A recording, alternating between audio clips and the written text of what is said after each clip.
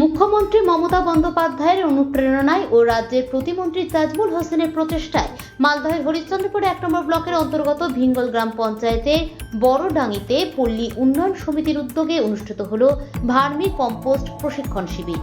প্রায় 1 মাস ধরে চলবে এই প্রশিক্ষণ শিবির। প্রজেক্টে কেঁচো সার কিভাবে তৈরি হবে তাই নিয়ে প্রশিক্ষণ দেওয়া হবে।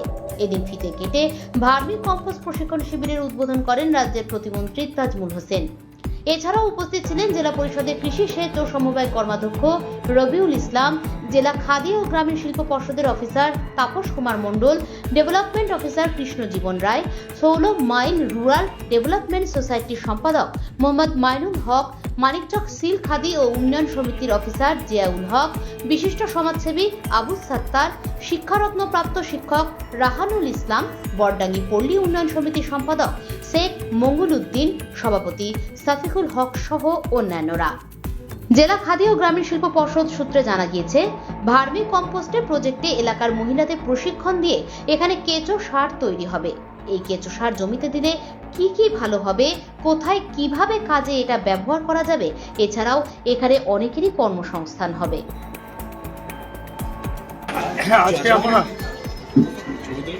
বড়ডাঙ্গি পল্লী সমিতির উদ্যোগে যে একটা ভার্মি কম্পোস্ট তৈরি হয়েছে, তার ট্রেনাররা আজকে ট্রেনিংয়ের একটা উদ্বোধন ছিল। সেই ট্রেনিংকে উদ্বোধন করার জন্য আমরা এখানে অনেক ট্রেনাররা তাদেরকে এই প্রশিক্ষণ দিল। এবং বিশেষ করে আজকে আমাদের ডিস্ট্রিক্ট অফিসার গোন্ডা থেকে ডিস্ট্রিক্ট অফিসাররা তারা উপস্থিত হয়েছে এবং এখানে অনেক ট্রেনাররা উপস্থিত হয়েছে। আজকে আমাদের সমস্ত এই যে যারা যে প্রশিক্ষণ দিল, যারা যে কেঁচো সার কীরকম উৎপন্ন হবে সেটাকে কেন্দ্র করে আজকে এখানকার ট্রেনাররা তাদেরকে প্রশিক্ষণ দিয়েছে। এখানে ওই কেঁচো সারটা আমাদের তৈরি হবে। এই কেঁচো সারকে তৈরি করার জন্য এখানে আমরা একটা ভার্মি কম্পোস্ট এখানে তৈরি হচ্ছে।